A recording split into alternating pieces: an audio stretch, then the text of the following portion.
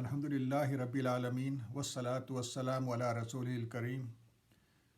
معزز ناظرین کرام، السلام علیکم ورحمۃ اللہ وبرکاتہ. آپ سے 10,000 میل دور وطن عزیز سے ہزاروں میل دور سے مخاطب ہوں اور بڑے ہی عجیب و غریب حالات میں آپ سے مخاطب ہوں. ایک عالمی وبا یا پینڈیمک نے ساری دنیا کو اپنے لپیٹ میں لے رکھا ہے. اس کا اندازہ آپ میرے باروں سے بھی کر سکتے ہیں. بچپن ہوتا تو والد صاحب کی ڈانٹ پڑتی، جوانی ہوتی تو پوچھتے کہ میاں کیا شاعری کرنے لگے ہو. اب بڑھاپے میں شاید وہ خاموش ہو جائیں اور انہیں پتہ ہے کہ ان کا وہ بیٹا جو روزانہ ہسپتال میں جا کر کرونا وائرس کا مقابلہ کرتا ہے، وہ سمجھتا ہے کہ حجام کے ہاں جانا غیر ذمہ دارانہ حرکت ہوگی. تو میں پینڈیمک کے بارے میں مذاق ہی نہیں کر رہا ہوں، آگے اس کے بارے میں بات کروں گا آپ سے.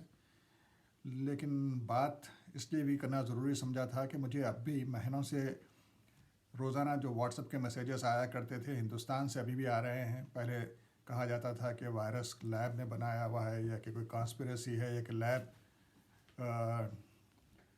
کی بنائی ہوئی چیز ہے، اور اس کے بعد یہ کہ وائرس نام کی کوئی چیز ہی نہیں، کوئی بیماری ہی نہیں ہے، اور یہ کہ سوشل ڈسٹینسنگ یا نمازوں میں دور کھڑا رہنا غیر ضروری ہے. اور اب آج کل ویکسین مشق ستم بنی ہے. حالانکہ ویکسینیشن نے دنیا سے چیچک کو ختم کیا، پولیو آلموسٹ ختم ہو چکا ہے، لیکن پھر بھی بڑا افسوس ہوتا ہے کہ ہمارے پڑھے لکھے لوگ بھی اس طرح کی باتیں کرتے ہیں اور دوسرے لوگ تو اور زیادہ کنفیوژن کا شکار ہیں. تو ان حالات میں آپ سے مخاطب ہوں، اور ایک ایسی زبان میں مخاطب ہوں جو مادری زبان ہونے کے باوجود جس سے میں بات کرنے کا تجربہ کم سے کم ہوتا جا رہا ہے. 35 سال سے زیادہ عرصہ ہوا ہے وطن عزیز کو چھوڑے ہوئے، اور اردو میں تقریر کرنا تو بہت ہی اس کے مواقع بہت ہی کم ملتے ہیں اور ملتے رہے تھے. تو خیالات کی روانی ہو یا جذبات کی فراوانی یا تجربے کی تجزیہ کاری، ان کو جب الفاظ میں ڈھالنے کی بات آتی ہے تو زبان میں بعض وقت لکنت پیدا ہو جاتی ہے. تو اس کے لیے آپ سے پہلے سے معافی مانگتا ہوں. اللہ سے دعا ہے کہ مجھے اپنا خیالات کا اظہار کرنے کی قوت ملے، جو وہی دعا جو موسیٰ علیہ السلام نے اللہ سے کی تھی. تو میرا عنوان ہے آج کی تقریر کا کہ حالات حاضرہ اور اسلامی عقیدہ، کردار، ثقافت کا تحفظ. اسے کئی حصے ہیں، میں اپنا وقت بھی دیکھ رہا ہوں. کئی حصے ہیں. حالات حاضرہ کس قسم کے ہیں، اسلامی عقیدہ کیا چیز ہے، ثقافت کیا چیز ہے، کردار کیا چیز ہے، خطرے کی بات کیوں ہو رہی ہے، کس قسم کے خطرے ہیں، کیوں ہیں، کیسے مقابلہ کریں. یہ سارے چیزیں مجھے کوئی آدھے گھنٹے میں ان چیزوں کو کور کرنا ہے. اور کام اور نیند کی کمی سے، تھکن کی وجہ سے ہو سکتا ہے کہ خیالات تھوڑے سے پراگندہ رہیں، لیکن انشاءاللہ ہم ان سارے پہلوؤں کو کور کرنے کی کوشش کریں گے. عقیدہ یا کریڈ. اسلام میں عقیدہ کا تصور یہ ہے کہ آپ کا جو اعتقاد دل میں ہے اور جس کا آپ زبان سے شہادت دیتے ہیں، جس کی اور جس کا دعویٰ کرتے ہیں، وہ عمل سے بھی اس کو ظاہر کریں. تو یہ بہت ہی جامع اسلام میں تصور ہے عقیدے کا، اور اسی تصور کی بنا پر ثقافت اور کردار عقیدے کے لحاظ سے وہ اسلام کے زیر تحت آ جاتے ہیں. کیونکہ اگر آپ ثقافت کا یا کلچر کا اگر آپ دیکھیں، آپ اس کے معنی یا اس کی تعریف، اس کا ڈیفینیشن دیکھیں، تو ایک خاص علاقے کے لوگوں کی تہذیب جو ارادی یا شعوری طور پر ان کا رہن سہن کا طریقہ جو انہوں نے سیکھا ہے، اکتسابی طریقہ، جس میں کہ مذہب بھی آ جاتا ہے، فنون لطیفہ بھی آ جاتے ہیں، لٹریچر، شاعری، موسیقی، لباس، زبان، یہ ساری چیزیں ثقافت کے تحت آتی ہیں، اور مذہب بھی ثقافت کے تحت آتا ہے. لیکن اسلام چونکہ ایک مکمل ضابطۂ حیات ہے، تو ثقافت اسلام میں اتنی اہم نہیں ہوتی جتنا کہ عقیدہ یا مذہب ہوتا ہے. اور کردار کے معنی ہوتے ہیں کہ وہ خواص جس سے ایک شخص یا گروہ وہ دوسروں سے ممتاز رہے. لیکن جب ہم کیریکٹر یا کردار کہتے ہیں تو وہ انگریزوں نے جس طرح کردار کا ڈیفینیشن دیا تھا اس طرح کی بات آتی ہے کہ ہمارا عمل اور اسپیشلی پازیٹیو یا مثبت عمل ہمارا کیسا ہے. اخلاقی عمل کے بارے میں کہا جاتا ہے. تو ان چیزوں کے بارے میں ہمیں بات کرنی ہے اور ان کو خطرہ کیوں لاحق ہے, کیا صحیح بھی لاحق ہے اور کب سے لاحق ہے. اور مجھ سے یہ توقع تھی کہ میں فوکس کروں ان سوسائٹیز کی جانب جہاں مسلمان اقلیت میں ہیں, مائنارٹیز میں ہیں, کیونکہ یہیں پر تحفظ کی بات زیادہ ہوتی ہے. اور یہی وجہ تھی کہ پرانے زمانے میں فقہا اور علماء کرام کا یہ کہنا تھا کہ مسلمانوں کو دارالاسلام سے باہر جا کے رہنے کی اجازت نہیں ہے, کیونکہ وہاں پر ان کا عقیدہ اور ان کی ثقافت بھی اور ان کا کردار بھی متاثر ہونے کے کافی چانسز ہوتے ہیں. لیکن آج کل دنیا بدل گئی ہے. آپ باہر کی دنیا وہ آپ کے گھر میں آ چکی ہے. نہ صرف دارالاسلام کی بات تو چھوڑیں, ملک کی بات چھوڑیں, وہ تو آپ کے گھر میں آ چکی ہے. پہلے انسان کو اگر کوئی غلطی کرنا, کوئی گناہ کرنا ہوتا تو لوگوں سے چھپ کے کہیں دور جا کر اندھیرے میں کرنا ہوتا تھا. آج تو انٹرنیٹ, چیٹ, ویب کیم, اس کے بعد میں ساری چیزیں چھوٹے سے ایک ٹیلی فون میں اب ایک گھڑی میں آ چکی ہیں. تو اس میں یہ سارے خطرات بڑھ گئے ہیں. اور پھر جب ہم اقلیت میں ہوتے ہیں تو خطرات کی دوسری نوعیت بھی سامنے آتی ہے, کیونکہ خطرات جو ہوتے ہیں وہ اندرونی خطرات ہوتے ہیں اور بیرونی خطرات. بیرونی خطرات میں خطرات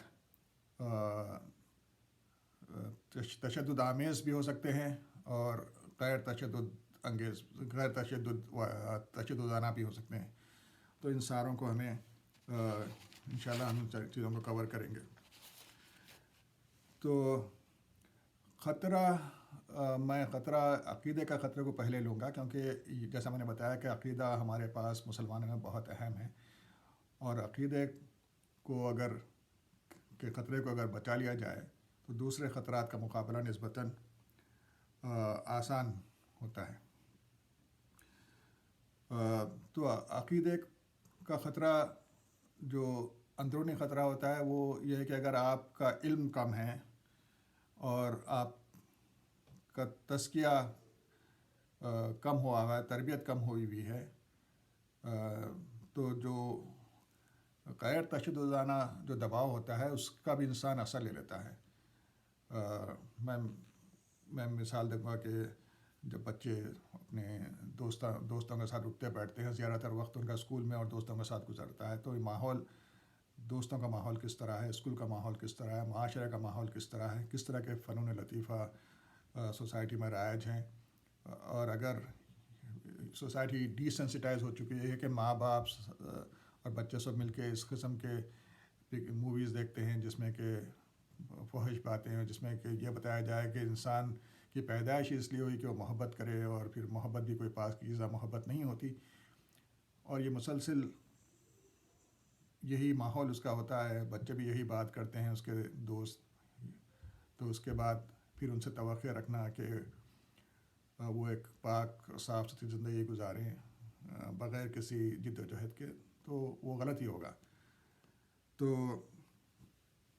یہ تو بات ہوئی ہے عقیدے کو خطرے کی بات, جو کہ نان وائلنٹ قسم کا جو خطرہ ہے, جو کہ سوسائٹی کا جو دباؤ جو ہوتا ہے. تو میں جب امریکہ آیا تھا تو اس وقت میری عمر 24 سال کے قریب عمر تھی. تو میرے سے جو چند سال کم لڑکوں میں اٹھنا بیٹھنا ہوا تو مجھے اندازہ ہوا کہ ان کے ماں باپ کو پتہ ہی نہیں ہے کہ انہوں نے اپنے بیٹے بیٹیوں کو کاریں دلا رکھی ہیں. 18 سال کے بعد میں, 17 سال کے بعد میں وہ کار چلا سکتے ہیں. بڑے بڑے گھروں میں دور دور رہتے ہیں, ان کا کوئی ماحول نہیں ہے اسلامی. بچپن میں وہ شاید سنڈے کے دن سنڈے اسکول چلے جایا کرتے تھے. تو مجھے اندازہ یہ ہوا کہ وہ تو اسلام سے بہت دور ہے, ماں باپ کو پتہ بھی نہیں ہے, شاید پتہ بھی ہو تو وہ ایک ڈینائل میں رہنا چاہتے ہیں.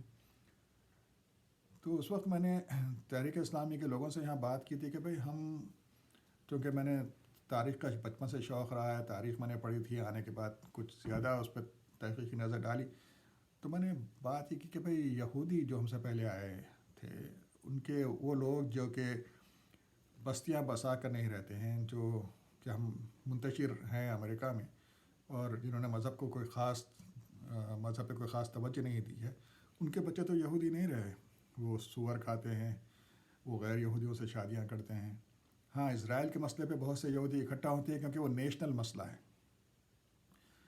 تو اس کے برخلاف وہ یہودی جو بستیاں بسا کے رہتے ہیں، جن کے اپنے کالجز اور یونیورسٹیز، جس کو وہ یشیوا کہتے ہیں، جب وہ گھر سے باہر نکلیں اور باسکٹ بال کھیلیں تو سارے انہی کے لڑکے ہوتے ہیں، انہی کے لڑکیاں اپنے طرح کے لڑکیوں میں اٹھتی بیٹھتی ہیں، تو وہ اپنا تشخص برقرار رکھنے میں کامیاب ہیں۔ تو میں نے بات کی کہ ہمیں بھی مسجد بنا کے اس کے آس پاس بستی بسا کے رہنا چاہیے۔ تو مجھ سے کہا گیا تھا کہ ہمارا کام اقامت دین کا ہے، اور یہ کام تو دوسرے لوگ کر لیں گے، ہمیں اقامت دین کا کام ہے۔ تو میں سوچ رہا تھا کہ ہندوستان یا مصر میں اقامت دین کا کام الگ اس لیے ہے کہ وہاں پر ہمارے آباء و اجداد نے آ کر قربانیاں دی تھیں، اور کمیونٹیز اور کمیونٹی کے ادارے انہوں نے قائم کر دیے تھے، اور حکومت بھی کی تھی، اور حکومت نہ بھی کی ہو تو اتنی بڑی تعداد میں ہیں اور اتنا انہوں نے استحکام بخش دیا تھا کہ ہمیں کمیونٹی بنانے کی ضرورت نہیں، کمیونٹی کو ریفارم کرنے کی ضرورت ہے، لیکن یہاں پر تو کمیونٹی نام کی کوئی چیز ہی نہیں تھی۔ تو یہ دباؤ جو ہے نان وائلنٹ قسم کا دباؤ کوئی نئی چیز نہیں تھی، یہ دباؤ ان مسلمانوں کو بھی ملا جو امریکہ میں 1880s میں آئے تھے۔ بلقان میں جب سلطنت عثمانیہ یا خلافت عثمانیہ پیچھے ہٹتی رہی، پیچھے ہٹنا تو بہت پہلے شروع ہو گیا تھا، روس سے ہار کے جنگ وہ مولدوویا، رومانیہ، والیچیا، کرائمیا، یوکرین، وہ ساری چیزیں ہار رہے تھے، اور ادھر آسٹریا سے وہ سربیا اور کروئیشیا اور ہنگری، اس طرح کی چیزیں وہ آسٹرین امپائر سے بھی ہارنے لگے تھے۔ تو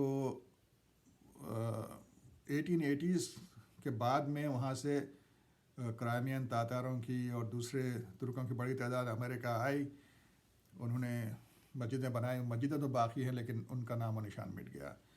پھر پہلی جنگ عظیم کے بعد فلسطین، لبنان اور سیریا سے بہت سے عرب، کرسچن اور مسلمان آئے، لاطینی امریکہ بھی آئے اور امریکہ بھی آئے۔ لاطینی امریکہ میں کئی صدر ہوئے ہیں جن کا نام عرب ہیں لیکن وہ اپنا اسلام کھو چکے تھے، یہاں بھی یہی ہوا، سوائے ایک جگہ ڈیٹرائٹ کے جہاں کہ یمن کے جو لوگ آئے تھے انہوں نے بستیاں بسائی تھی، وہ غریب ہی رہے تھے لیکن انہوں نے بستیاں بسائی تھی تو ان کی ایک بڑی تعداد بچ گئی تھی۔ تو یہ بغیر کسی دباؤ کے یہ حالات ہو سکتے ہیں، اور جب دباؤ ہونے لگا، وہ دباؤ جو کہ 9/11 کے بعد بہت بڑھ گیا لیکن 9/11 سے پہلے شروع ہو چکا تھا، وہ دباؤ جس میں کہ یہ بات ہونے لگی تھی کہ مسلمان وہ ٹیررزم کرنے کے لیے یہاں پر پلاننگ کر رہے ہیں، یا یہ کہ امریکہ میں شریعت کا نفاذ کرنا چاہتے ہیں۔ 1% سے کم مسلمان امریکہ میں، 5 سے 7% مسلمان یورپ کے ممالک میں جہاں سے بڑی تعداد ہو وہاں پر یہ عالم ہے، تو وہ کس طرح کر سکتے ہیں؟ لیکن اس کے باوجود آہستہ آہستہ لوگوں میں یہ بات پھیلنے لگی تھی، اور یہ بات بھی بڑی نیچرل ہے کیونکہ دنیا میں یہ انسان کی فطرت ہے کہ وہ دوسری تہذیب کے، دوسری ثقافت کے، دوسرے مذہب کے یا اپنے سے الگ ادر سے ڈرتا ہے اور خوف محسوس کرتا ہے، اور یہ ضروری تھا کہ اس زمانے میں جب کہ جنگل کا راج تھا تو باہر سے لوگ اگر آ رہے ہیں بڑی تعداد میں اگر، تو انہیں اس سے ڈر لگتا تھا کہ گاؤں پہ یا بستی پر یا ملک پر حملہ ہو رہا ہوگا، یہ لوٹ مار مچے گی۔ تو یہ ہمارے دماغ میں یہ چیز ہارڈ وائرڈ ہے۔ تو یہ دیکھیں کہ مسلمان بھی اس سے مبرہ نہیں ہیں۔ آپ دیکھیں ترکی میں، ترکی جس نے کہ 500 سال سے اسلام کا دفاع کیا ہے، جب سیریا کے پناہ گزین وہاں پہنچے تو انہوں نے ان کی بڑی آؤ بھگت کی تھی، لیکن آہستہ آہستہ لوگ ان سے بیزار ہونے لگے تھے جب بہت بڑی تعداد میں پہنچے۔ یہی حال ہم نے افغان ریفیوجیز کا پاکستان میں دیکھا کہ بہت سے پاکستانی افغان ریفیوجیز کے خلاف ہو گئے، بہت پہلے ہو گئے تھے۔ یہ بات آپ اردن میں فلسطینیوں کے بارے میں آپ معلوم کر سکتے ہیں۔ یہی آپ دیکھیں مہاراشٹرا بامبے میں شیو سینا کیسے ابھری تھی. پہلے وہ یو پی اور بہار کے لوگوں کے خلاف، غیر مراٹھی لوگوں کے خلاف وہ ابھری تھی. بعد میں وہ مسلمانوں کے خلاف بھی ہو گئی، کیونکہ اس طرح کی تنظیموں کو کسی نہ کسی کے خلاف دشمنی کرنی ہوتی ہے. چونکہ مضمون وسیع ہے اس لیے تھوڑی سی تیز بات کر رہا ہوں. تو یہ تو نارمل حالات میں بھی اس طرح کی چیز ہوتی ہے. مجھے یاد ہے کہ 211 یا 210 میں یونائٹڈ نیشنل اینٹی وار کولیشن، جو امریکہ کی سب سے بڑی اینٹی وار یا پیس موومنٹ تھی جنگ کے خلاف، عراق اور افغانستان کی جنگ کے خلاف، اس کی ایک کانفرنس میں میں نے بات کی تھی کہ اس سال، یعنی اس سال پہلی مرتبہ امریکہ میں جو بچے پیدا ہوئے تھے اس میں اکثریت غیر گوروں کی تھی. تو میں نے کہا تھا کہ جب یہ ڈیموگرافک شفٹ ہو رہی ہے، جب پاپولیشن چینج ہو رہی ہے، تو امریکہ میں کوئی بھی ڈیماگاگ جو ہے وہ اٹھ کر ریسزم یہاں پر ریسزم کی بنیاد پر وہ بہت گڑبڑ کر سکتا ہے اور صدارت بھی جیت سکتا ہے. تو اس کے کوئی 8 سال کے بعد ہم نے دیکھا کہ ٹرمپ نے اسٹیو بینن کی اسی پلان کے تحت کام کیا اور ہسپینک اور مسلمانوں اور کالے لوگوں کے خلاف ایک خوف اور ڈر پھیلا کر اس نے الیکشن جیتا. اور یہی دیکھ رہے ہیں ہم برازیل میں ہیں، اور اس سے بڑھ کر ہنگری، پھر آسٹریا، فرانس، جرمنی وغیرہ میں بھی یہی ہم ٹرینڈ دیکھ رہے ہیں. بیلجیم، ایون سویڈن، ناروے جیسے ممالک میں بھی. تو یہ خطرہ تو اور بڑھتا جا رہا ہے. لیکن اس خطرے کی وجہ سے، یا پھر جیسا کہ ہندوستان میں ہوا، کسی پلان کی وجہ سے ایک تشدد آمیز ایک پریشر بڑھ رہا ہے. ہندوستان میں ایک فیشسٹ تحریک جو کہ ہندوستان کو مسلمانوں اور عیسائیوں سے پاک دیکھنا چاہتی ہے، وہ برسر اقتدار آ چکی ہے. اور آپ کو اس کا فرسٹ ہینڈ تجربہ ہے. میں تو دور بیٹھ کر اس کا تجزیہ کر رہا ہوں. لیکن یہ وہ حالات ہیں جو کہ اب نیچرل نہیں رہے، اور وہ اگر آپ تاریخ کا مطالعہ کریں تو آپ کو نظر آئے گا کہ فیشزم کسی ملک میں جب بھی مستحکم ہو گیا تو تب تک کہ دنیا کا بیرونی دباؤ اس پر نہ پڑے وہ ختم نہیں ہوتا. تو اس لیے ہم اس پہ یہاں لگے ہوئے ہیں. لیکن آپ لوگوں کو اس کا احساس یہ ہونا چاہیے کہ یہ خطرہ کوئی معمولی خطرہ نہیں، اور یہ خطرہ بہت ہی وائلنٹ خطرہ ہے. آپ اسے یو پی میں دیکھ رہے ہیں، اب ایون کرناٹک میں آپ نے دیکھا کہ کیا ہوا ہے، حیدرآباد میں ابھی حالیہ میونسپل الیکشنز میں یہ جو ماحول ہے.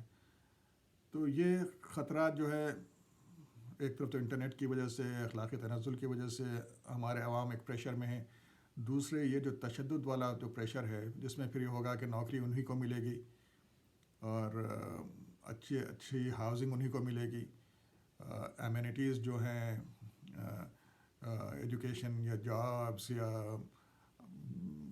آرام دہ زندگی کے، جو کہ یا تو اسلام چھوڑ چکے ہوں یا اسلام پہ زیادہ عمل نہ کر رہے ہوں، تو ایک ٹریمنڈس پریشر رہے گا. تو اس پریشر کے بارے میں بھی ہم کو دیکھنا ہوگا. تو اب اس کا مقابلہ کیسا کریں؟ تو ثقافت پہ زور دینا، جو مغربی ممالک میں مسلمان آ گئے ہیں، ثقافت پہ زور دینا انہیں چھوڑ دینا چاہیے.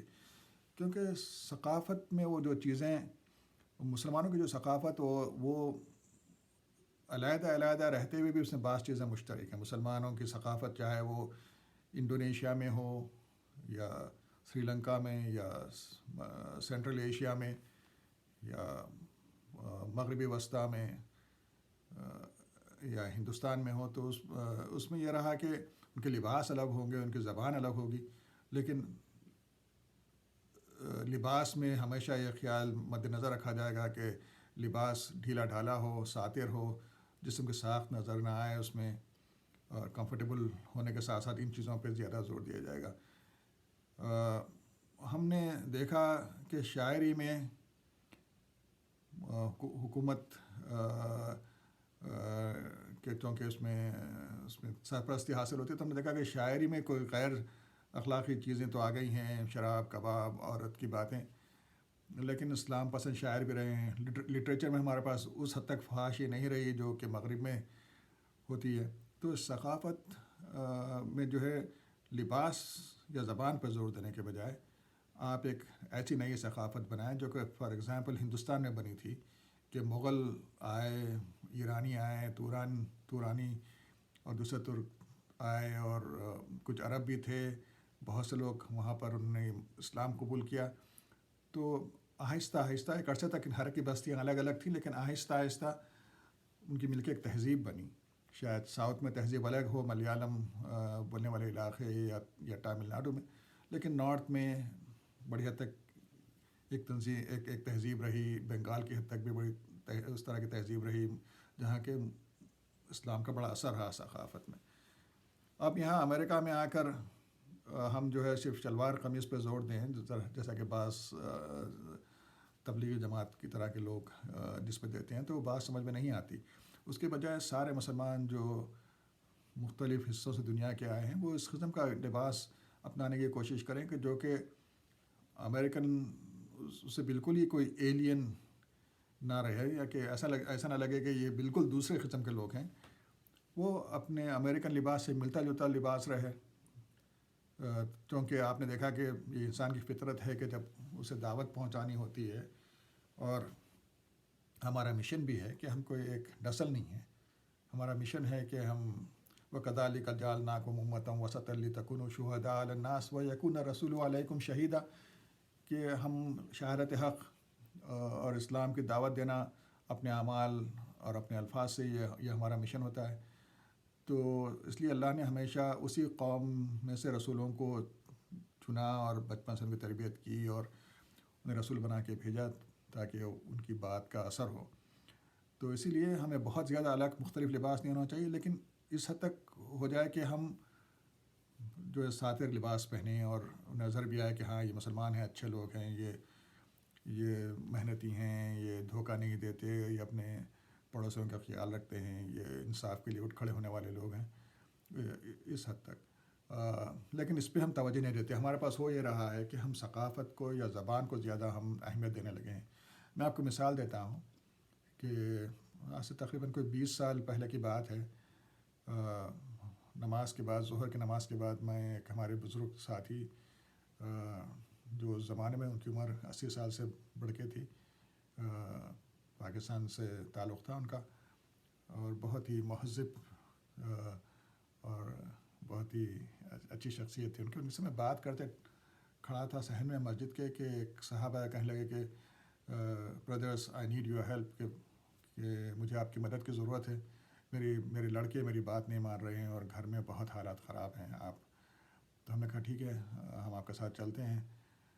تو ہم ان کے گھر گئے. تو یہ لوگ ویسٹ انڈیز کے تھے. ویسٹ انڈیز میں جو ہے بڑی تعداد میں ہندوستان سے لوگ آئے ہوئے ہیں، مسلمان بھی اور ہندو بھی، اور وہاں پر بڑی تعداد میں وہ کالے لوگ بھی ہیں جو غلاموں کی اولاد ہیں، اور کچھ تھوڑے سے گورے لوگ ہیں جو کہ بہت ہی کم ہیں. اب تو حکومت ختم ہونے کے بعد وہ واپس یورپ وغیرہ چلے گئے ہیں.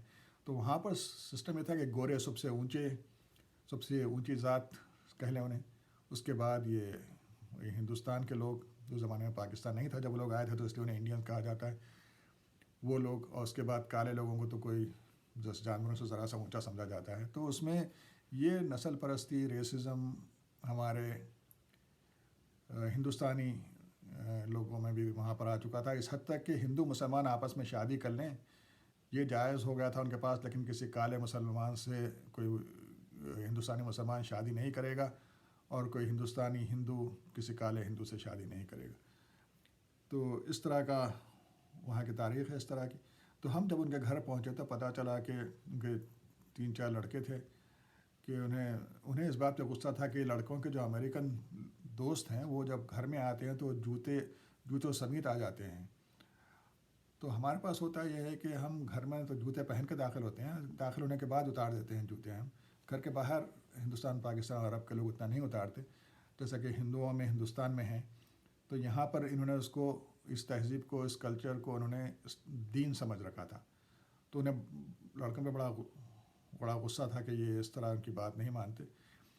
یہ بات خیر سمجھ میں آتی ہے کہ چلیں یہ کلچر کا یا جنریشنز کا ٹکراؤ ہے، لیکن بات یہ تھی کہ ان سارے لڑکوں کی گرل فرینڈز بغیر شادی کے ان کے ساتھ گھر میں رہا کرتی تھیں، اور ان کو اس بارے میں ذرا بھی ان کو اس پہ اعتراض نہیں تھا. تو میں نے سوچا کہ یہ اتنا بڑا غلط اور حرام کام ہو رہا ہے، وہ ان کے لیے تشویشناک نہیں ہے، لیکن جوتے اتارنا باہر تشویشناک ہے. تو مثال اس لیے دے رہا ہوں کہ ثقافت کی اہمیت اپنی جگہ، لیکن ہے کہ وہ سب سے اہم چیز نہیں ہے. تو جب ہمارے عقیدے اور کردار کو خطرہ ہے، خصوصاً نئی نسل اور جوانی میں، تو اس کے لیے ہم اس کے لیے کیا چیزیں کریں. مجھے وقت کا اندازہ نہیں ہو رہا ہے، دیکھتا ہوں کہ وقت کا اندازہ ہاں. تو دیکھیں اس میں ہوتا ہے کہ انسان کو مختلف لیول پہ ہمیں ایک ایسا پلان بنانا چاہیے جس پہ کہ انڈیویجول لیول ہو اور فیملی لیول ہو، اور جو ہے محلے یا شہر کا لیول پہ اور ملک گیر لیول پر ان پہلوؤں ان چیلنجز کو، ان خطرات کا مقابلہ کیا جائے. انڈیویجول لیول پہ یہ ہو کہ بچے میں ہمارا جو عقیدہ ہے وہ علم پر ہے. ایون دو علم جو ہے غیب پہ بھی ہمارا ایمان ہوتا ہے، ایمان بالغیب، لیکن بہت بڑی ایمان کا بہت بڑا حصہ جیسا کہ عقیدہ ہے آمن الرسول بما انزل الیہ من ربہ والمؤمنون آمن باللہ وملائکتہ وکتبہ ورسلہ لا نفرق بین احد من رسلہ وقالوا سمعنا واطعنا غفرانک ربنا والیک المصیر. یا وہ حدیث جبرائیل جس میں حضرت عمر بتاتے ہیں، اور میں پیرافریز کر رہا ہوں اپنے الفاظ میں، کچھ اس طرح کے معنی نکلتے ہیں، مسلم کی حدیث، کہ ایک شخص حضور صلی اللہ علیہ وسلم کے پاس آیا جبکہ حضرت عمر اور چند اصحاب رسول وہاں بیٹھے تھے، بڑے ہی براق سفید کپڑے پہنے ہوئے. مشہور حدیث ہے حدیث جبرائیل. اس کے بعد بڑے سیاہ، اس کے کپڑوں پر کوئی سفر کی گرد نہیں تھی. بڑے پروقار انداز میں چلتا ہوا آیا، سلام کرنے کے بعد اس قدر قریب آ کے حضور اکرم صلی اللہ علیہ وسلم کے ساتھ بیٹھ گیا کہ اس کے گھٹنے آپ کی ران مبارک اس پر لگنے لگے تھے. اور اس نے پوچھا کہ مجھے بتاؤ کہ اسلام کیا ہے، ایمان کیا ہے. پہلے پوچھا کہ اسلام کیا ہے، تو حضور صلی اللہ علیہ وسلم نے پھر اسے سمجھایا تھا کہ اللہ پر معبود ہونے پر ایمان، اور حضور اکرم صلی اللہ علیہ وسلم کو نبی ماننا، اور اس کے بعد نماز، زکوٰۃ، روزہ اور حج. تو اس نے پوچھا کہ پھر ایمان کیا ہے، تو پھر آپ نے بتایا کہ اللہ پر، اس کے فرشتوں پر، اس کی کتابوں پر، اس کے رسولوں پر، اور روز آخر پر جب کہ لوگ اٹھائے جائیں گے. اور وہاں آپ نے تو یہ نہیں کہا تھا جب میں تو روز آخر پر، اور تقدیر پہ کہ اس کی اچھی اور بری اللہ کی طرف سے ہوتی ہے. تو یہ جو ہے یہ ہمیں شعوری طور پہ یہ باتیں ایمان رکھنی ہوتی ہے نا. اس میں اکثر چیزیں تو جو ہیں وہ غیب، وہ تو حاضر ہوتی ہیں سامنے. تو یہ ہم بچوں کو پھر اس کی تعلیم دیں. پھر امریکہ میں اور یورپ میں، خود ہندوستان میں بھی یہ ہو رہا ہے کہ بچوں میں ایک اسکیپٹزم اسکول میں پڑھایا جاتا ہے کہ ہر چیز کا سوال کریں. تو ہم اسے نہ کہیں کہ خاموش رہو، چپ بیٹھ، اور یہ کیوں پوچھ رہا ہے، کیوں پوچھ رہی ہے. اسے بٹھا کے سمجھا کے جواب دیں آپ. اور ہمیں علم سے ڈرنے کی ضرورت نہیں ہے. میں چونکہ نیورولوجسٹ ہوں، اور دماغ کے بارے میں کہا جاتا ہے، مغز کے بارے میں، کہ یہ آخری فرنٹیئر ہے. یہ اتنا کمپلیکس آرگن اللہ نے بنایا ہے کہ ہم اس کے بارے میں بہت کم پتہ ہے. بلکہ لوگ تو یہ کہتے ہیں کہ کائنات کے بارے میں ہمیں زیادہ پتہ ہے، خود اپنے دماغ کے بارے میں کم پتہ ہے. اور کائنات کے بارے میں معلومات کرنا، اس پہ غور و فکر کرنا بھی میری ہابی ہے. تو میں نے یہ دیکھا کہ جتنا آپ علم حاصل کریں، اگر آپ کی بنیاد مضبوط ہو تو اس پہ آپ کے بعد آپ کا ایمان بڑھ جاتا ہے. تو ہمیں بچوں کے ایک ایسا ماحول بنانا چاہیے کہ بچے شروع سے اسلام کو سمجھیں، اور اس کے بعد پھر ایک چیز ہوتی ہے سیلف اسٹیم بچوں کی، وہ کلیکٹیو سیلف اسٹیم بھی، تو اسپیشلی جب یہ کہ بہت دباؤ بڑھا ہوا ہے، تاریخ یہ پڑھائی جا رہی ہے کہ ہندوستان میں مسلمان باہر سے آئے، انہوں نے لاکھوں کروڑوں ہندوؤں کو قتل کیا، جو کہ جھوٹ ہے، اور یہ کہ ان کی مندریں توڑی بڑے پیمانے پہ، وہ بھی جھوٹ ہے، اور انہوں نے ان کے عورتوں کی عصمت دری کی، وہ بھی جھوٹ ہے۔ اگر آپ یوٹیوب پہ کر لیں یا صرف گوگل کر لیں کسی مسلم بادشاہ کا نام لے کر، آپ دیکھیں گے کہ ہزاروں اس طرح کے سائٹس اور آرٹیکلس آپ کو مل جائیں گے۔ تو اس میں صحیح تاریخ بچوں کو پتہ چلے۔ اور ایک زمانہ تھا کہ اردو کے لیے ہم اسٹرگل کر رہے تھے، لیکن اب تو وہ جو ہم سے سینئر نسل نے جو ہتھیار ڈال دیے تھے، اب تو اردو کے لیے لڑائی کرنا شاید ایک ہاری ہوئی جنگ کی لڑائی ہے۔ اس کے بجائے آپ دوسری زبانوں میں، چاہے وہ ہندی ہو، جو کہ جماعت اسلامی بڑے پیمانے پہ کر رہی ہے، لیکن اس میں مذہبی کتابوں کے ساتھ ساتھ ناولز اور لٹریچر بھی، کہ وہ ناولز جس میں ہمیں پتہ چلے کہ یہ ہمارے ہیرو کتنے اچھے لوگ تھے، کتنے عادل تھے، انہوں نے غیر مسلموں سے کتنا انصاف کیا، اور وہ کتنے سائنس میں آگے تھے۔ اس طرح کے جو ہے ان میں ان کے جو کردار ہوں کامکس میں، وہ کردار مسلمان ہوں۔ ایک زمانے میں جاسوس دنیا کو خراب سمجھا جاتا تھا، لیکن جن لوگوں نے اسے پڑھا انہیں یہ رہا کہ بھائی یہ مسلمان بھی مغرب کے جاسوسوں کا مقابلہ کر سکتے ہیں ایڈونچر وغیرہ میں۔ تو اس طرح کا، اسی لیے ہم نے امریکہ میں بہت پہلے ملک مجاہد صاحب کے زیر نگرانی ساؤنڈ ویژن کا ادارہ قائم ہوا تھا، جس میں کہ بات یہ ہوئی تھی کہ مسلم بچوں سے 4-5 سال کی عمر کے بچوں سے وہ پروگرام ہوں جو کہ جس میں کہ اسلامی انٹرٹینمنٹ میں اسلامی نقطہ نظر سے اسلامی کردار ہوں۔ اور پھر اسی طرح جب کمپیوٹرز بڑھ گئے اسی زمانے میں، جب لوگوں کو پتہ بھی نہیں تھا کہ کمپیوٹرز کیا ہیں، اس میں انہوں نے پروگرامنگ شروع کی۔ اور تو اس قسم کے انسٹیٹیوشن بنانے کی ضرورت ہوگی، ماحول دینے کے لیے۔ اس لیے نہیں کہ اسلام سکھانے کے لیے، اسلام تو بچے گھر میں سیکھتے ہیں، لیکن ماحول دینے کے لیے، بچوں کو کانفلکٹ سے بچانے کے لیے، کہ بچے اپنے آپ کو ہمیشہ کہیں کہ میں مسلمان ہوں، میں اس طرح کے کپڑے نہیں پہن سکتا، یا یہ کہ میں یہ کھانا نہیں کھا سکتا کیفیٹیریا میں۔ اور یہ بچوں کو جو پریشر رہے، کیونکہ بچے چاہتے ہیں کہ وہ ہنس کھیل کر وقت گزاریں، تو وہ اپنے دوستوں میں بجائے کہ دوستوں کے ساتھ اچھا وقت گزاریں، انہیں بار بار کہنا ہوتا ہے کہ بھائی میں یہ نہیں کر سکتا، یہ نہیں کر سکتا۔ تو اس کے بجائے ایک آپ ماحول دیں اسکولز بنا کے، کہ جہاں بچوں کو ایک پازیٹیو رہے، انہیں اس پہ توجہ دینا نہ پڑے کہ میں یہ فن ایکٹیویٹیز میں، یہ جو مزہ اٹھانے کی ایکٹیویٹیز ہیں، کھیل کود، کہ وہاں پر ضروری نہیں ہے کہ لڑکوں کے ساتھ ہی کھیلا جائے، یا لڑکیاں اپنے شارٹس پہن کے کھیلیں، جو کہ جس میں کہ گھر میں لوگ خلاف ہوتے ہیں نا، تو وہ بچوں سے توقع کرتے ہیں کہ اسکول جا کر وہ اسی پر عمل کرے، لیکن اس سے بچوں میں پھر کانفلکٹ پیدا ہوتا ہے۔ تو اس لیے جب بچے کالج میں جائیں گے تو پھر وہ سب کے ساتھ مل کے رہیں گے۔ تو یہ سمجھنا کہ اگر ہم اپنے اسکول الگ بنائیں تو پھر بچوں کو آگے چل کے مشکل ہوتی ہے، وہ غلط بات ہے۔ اب دیکھیں کہ ہم لوگ امریکہ آئے، بہت کم لوگ 20 سال سے کم عمر میں آئے تھے، سارے ڈاکٹرز وغیرہ جو کہ بہت سکسیزفل ہیں یہاں پر، تو وہ اپنے کالجز وغیرہ اپنے ملک سے کر کے آئے۔ یہاں پر ہمیں آگے بڑھنے میں کوئی مشکل نہیں ہوئی، ہمیں سوشلائزیشن کرنے میں کوئی مشکل نہیں ہوتی۔ ہم نہ صرف گورے اور کالے لوگوں سے اچھی خاصی دوستیاں کرتے ہیں، بلکہ ہم ان کے باس بھی ہیں، وہ ہمارے انڈر کام کرتے ہیں، ہمیں کوئی مشکل نہیں ہوتی۔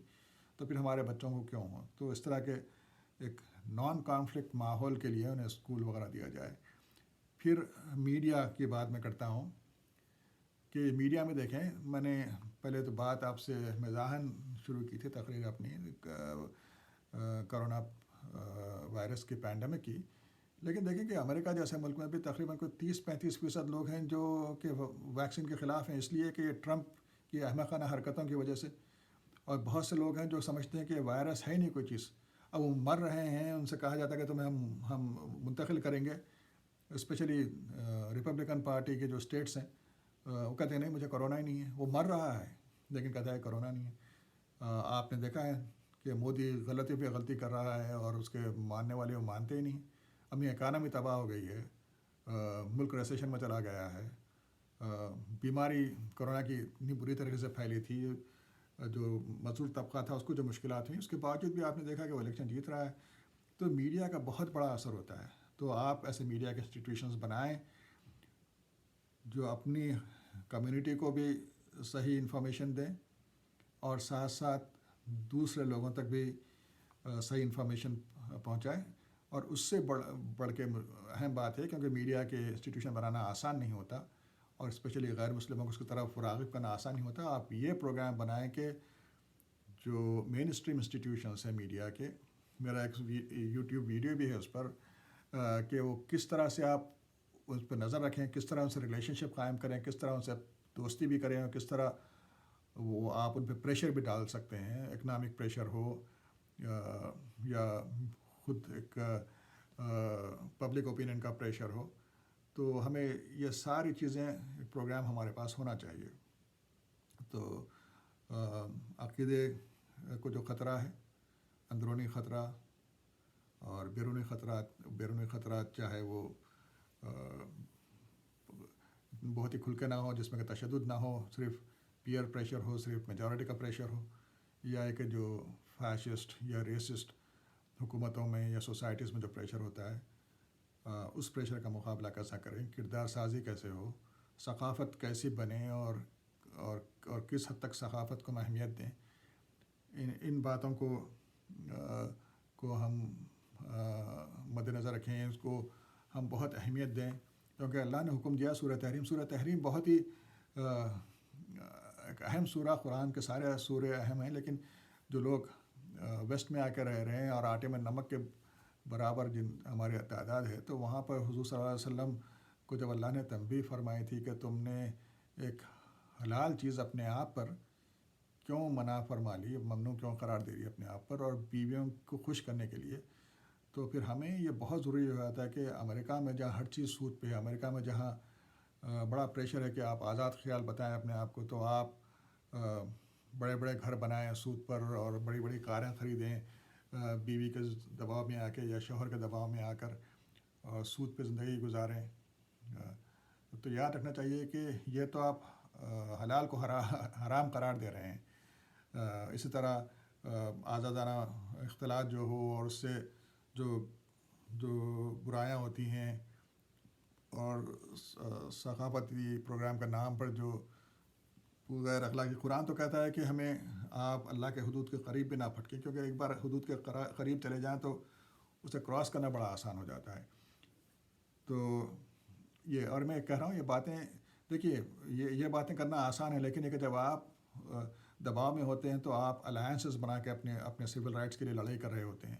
تو آپ کے ساتھ ہر قسم کے لوگ ہوتے ہیں، لیفٹسٹ ہوتے ہیں، ایتھیسٹ ہوتے ہیں، جو کہ بڑے اچھا جنہوں نے سٹینڈ لیا ہوا ہے ظلم کے خلاف، اور اس میں گیز اینڈ لیسبینز بھی ہوتی ہیں. تو اس سارے دباؤ میں آپ کانفیڈنس کے ساتھ کیسا اپنے آپ کو پیش کریں. صرف دشمن کا دباؤ نہیں ہے، اپنے دوستوں کا، اپنے الائز کا بھی دباؤ ہوتا ہے، اس میں ان سے دوستی رکھتے ہوئے. بھائی اسلام میں جب ہمیں ہندوستان میں کے مسلمانوں کو امریکہ میں کہتا ہوں کہ آپ یا لیڈرشپ اس لیے لیں کہ آپ ایک سیکولر ملک میں، ایک ڈیموکریٹک ملک میں، ایک مائنارٹی میں پیدا ہوئے تھے، تو آپ کے علماء کرام نے، آپ کے لیڈرز نے آپ کو سبق سکھایا ہے کہ کس طرح آپ مروب ہوئے بغیر یا نفرت کرے بغیر آپ رہ سکتے ہیں اور سماج کے ریفارم کا کام کر سکتے ہیں.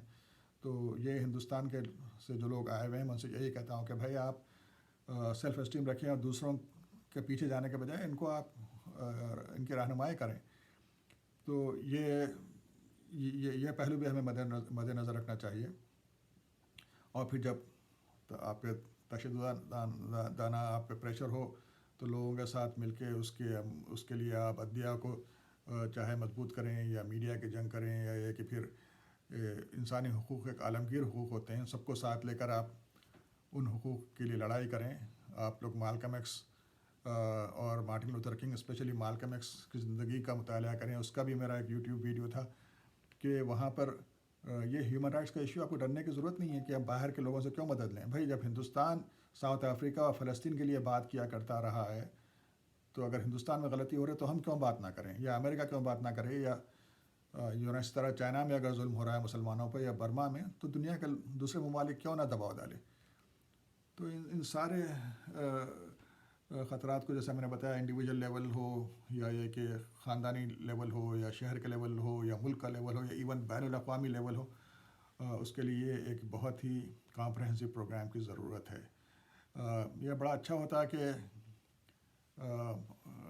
کوئی ویڈیو پہ اس طرح زوم پہ کوئی میٹنگ ہو جاتی تو سوال جوابات میں جو پہلو بچ جائیں وہ کور ہو جاتے ہیں۔ وقت کم تھا، میں نے تیزی سے بہت سی باتیں کور کرنے کی کوشش کی، زبان کی روانی ہو نہیں رہی تھی، اور جیسا میں نے بتایا تھکن وغیرہ کی وجہ سے شاید خیالات میں تھوڑی سی پراگندگی ہو گئی ہو، پریشانی رہی ہو خیالات میں، پریشان حالی جو شاعرانہ ہو، اس لیے نہیں کہ پریشان کوئی تشویش کی پریشانی نہیں، تو اس کی معافی چاہتا ہوں۔ تو انشاءاللہ اللہ آپ سب کو اور ہم کو اپنے حفظ و امان میں رکھے اس وائرس سے بھی، چاہے کرونا کا وائرس ہو یا کوئی اور یہ وائرسز اور خطرات جو ہمارے عقیدے کو، ہماری ثقافت کو، ہمارے کردار کو، اور دنیا میں عدل و انصاف کو، اور دنیا میں جو انوائرمنٹ ہے، جو ماحول ہے، اس پہ جو خطرہ ہو رہا ہے، سارے خطرات سے اللہ ساری دنیا کو محفوظ رکھے، آمین۔ جزاک اللہ خیر۔ السلام علیکم ورحمۃ اللہ وبرکاتہ۔